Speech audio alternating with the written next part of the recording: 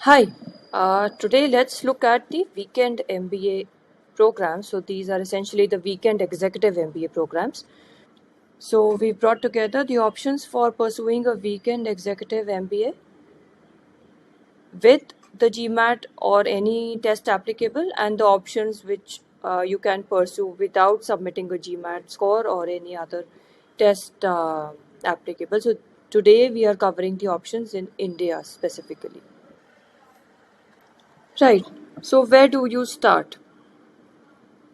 I think a good starting point is to understand what your expectations are from your the career journey ahead. So what you have done so far, compile it, and then, work on what you are expecting from the future. So a first starting point would be to decide whether you would like to go for a weekend executive MBA or a full-time executive MBA program. And today we are looking essentially on the weekend executive MBA and why should anybody pursue it in the first place. So the benefits that this kind of a program presents, number one is that you don't have to leave your job. So the opportunity cost that you bear when you take up a full-time program is, first of all, you have to forego 1 year's salary. Over there, everybody doesn't want to bear that opportunity cost. So for those who want to continue working while they pursue an MBA course, this is a very good option to pursue. Apart from the context of the opportunity cost, it is very important to go back, introspect, and check your goals. So what is it exactly that you are planning to seek from the MBA program? Does do your expectations meet what the program has to offer in specific?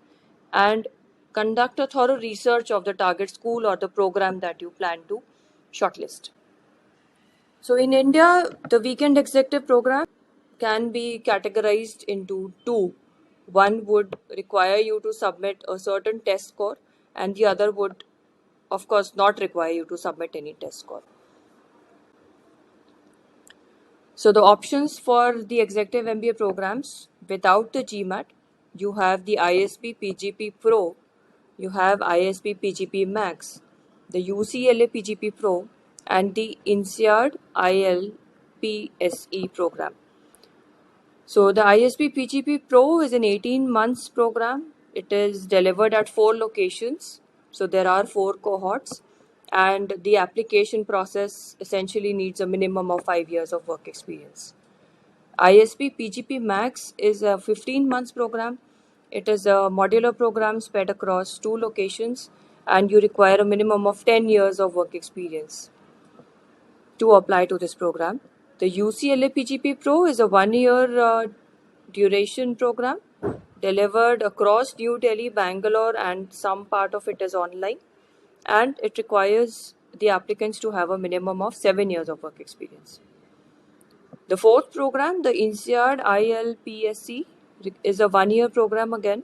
It is a modular program across locations in India as well as internationally, and it requires a minimum of 10 years of work experience for the applicants. There's another set of executive MBA programs which are again on the weekend format, and they do require some test scores to be submitted. So, one is the IIM Bangalore PGPEM, which is 2 years in duration. The course is conducted at the IIM Bangalore campus. It requires a minimum of 4 years of work experience for the applicants, and they can submit any out of the GMAT, CAT, the GRE, or the IIM Bangalore test. Another program is the SDA Bocconi IEMB. This is a 15 months duration program conducted at Mumbai. Minimum of 8 years of work experience is required for the applicants, and the test scores to be submitted can be either of the GMAT or the SDA Bocconi test, which is conducted by the school. The third program in this range is the IIM Indore PGP MX program. This again is 2 years in duration. The location of delivering the program is at the IIM Indore Mumbai Powai campus, and the applicants need to have a minimum of 5 years of experience. The test score which is accepted for this program is the PGPMX aptitude test score, which is conducted by IIM Indore.